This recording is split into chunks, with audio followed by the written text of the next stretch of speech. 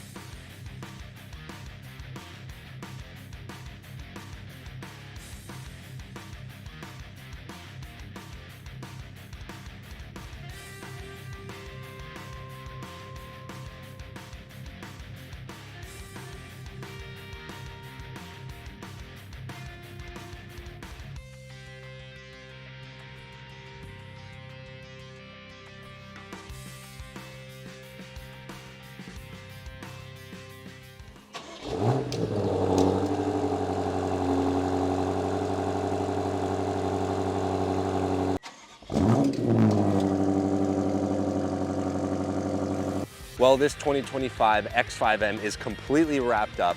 The powder coated gloss black wheels look phenomenal. Who knows, maybe there'll be a wheel package coming soon. The Akrapovic exhaust is installed, the KW springs, the spacers, everything is in and we are ready to hand it off to the customer. So guys, let's hop in the X5M, give it a couple revs, maybe even a pull before the customer comes and picks it up. That way you guys have an idea of if you are looking to get an exhaust for your BMW X5M, maybe this is one of the options that you should look into.